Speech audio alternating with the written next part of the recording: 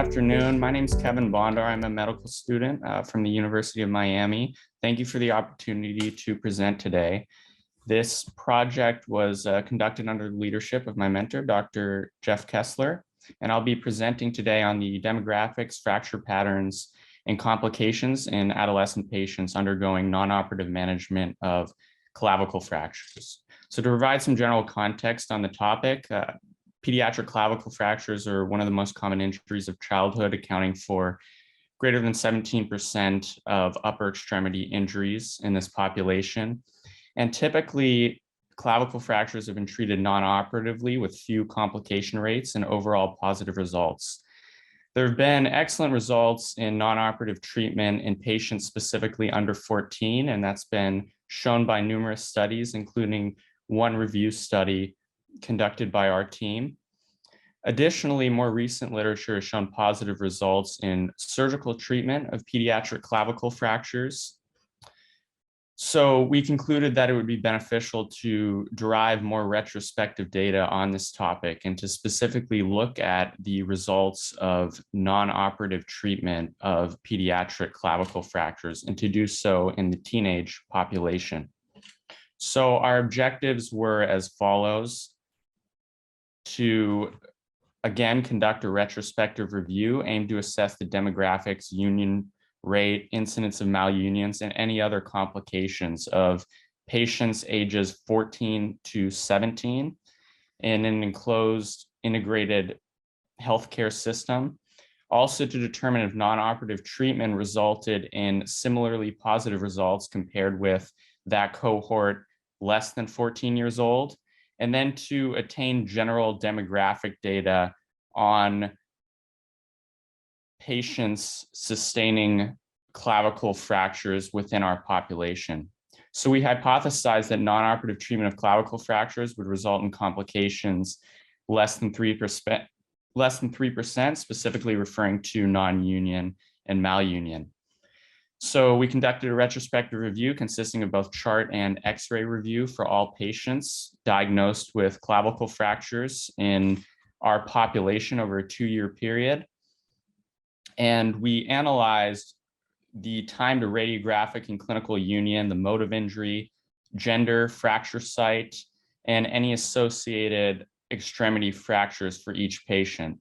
We also looked at comminution, the presence or absence of complete displacement. And finally, we recorded complications, typically at 1-year follow-up for these patients.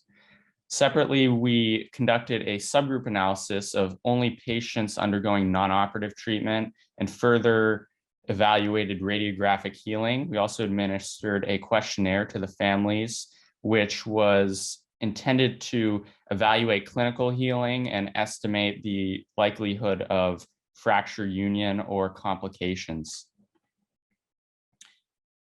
And for the purposes of our study, radiographic union was defined as dense bridging bicortical callus on X-ray. Malunion was defined as radiographic healed, completely displaced fracture with regular pain that interfered with common activities such as sports participation.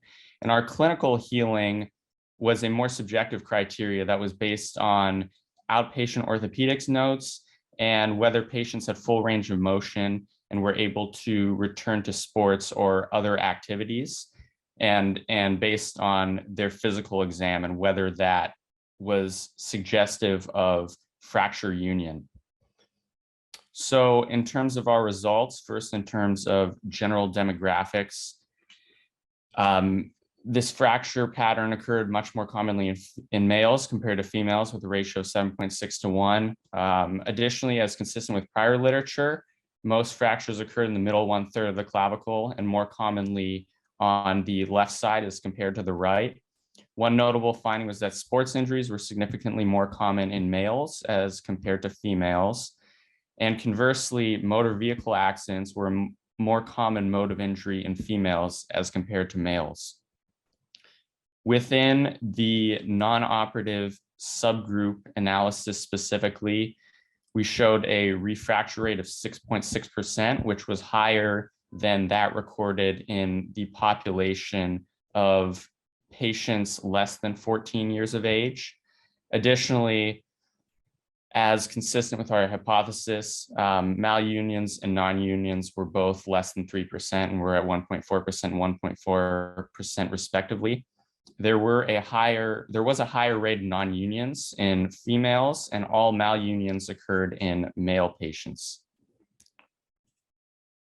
So table 1 shows the questionnaire that was administered to patients' families, and to reiterate, return to sport participation, residual pain, range of motion, and palpable deformity were used to evaluate clinical healing and the likelihood of fracture union or associated complications, as shown here.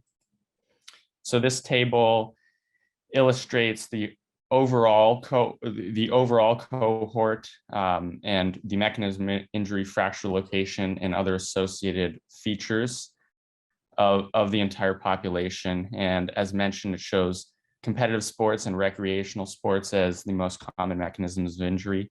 The medial 1/3 of the clavicle is the most common fracture location.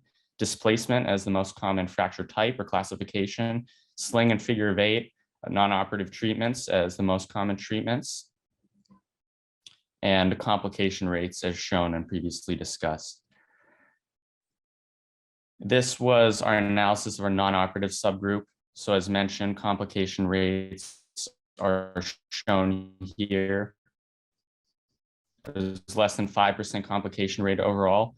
Minimal cases of neuralgia and refracture rate occurring at 6.6% after injury. Again, higher than reported in our previous study of patients less than 14 years of age.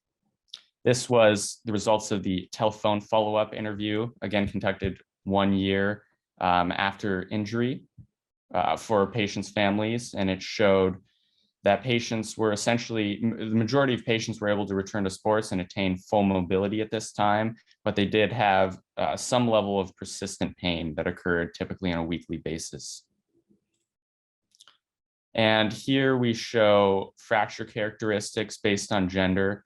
So overall, to reiterate, motor vehicle accidents in competitive sports, there were significant differences in males versus females in terms of the mechanism of injury.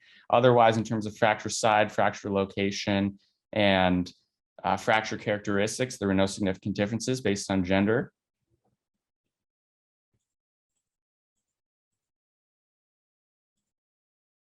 So to create a general discussion and conclusions from this study, as mentioned, treatment of clavicle fractures has been evolving. There's been more recent literature, specifically by the Canadian Orthopedic Trauma Society, that may provide compelling evidence for operative treatment of very displaced and angulated fractures, both in the adult population and the pediatric population. However, there are also a handful of recent studies in both the pediatric and adult populations that counteract these results and show more positive outcomes in non-operatively treated fractures. So this is why we assess this group of teenagers between 14 and 17 years of age. And notably, in this teenage population, there may be a few centimeters of growth remaining, and there could be still significant bony remodeling potential based on the concept that the medial and lateral clavicle physes are the last to close. So although this remodeling could have an effect on the ability of shortened or angulated fractures to heal, the amount of remodeling should not have an effect on whether that fracture unites.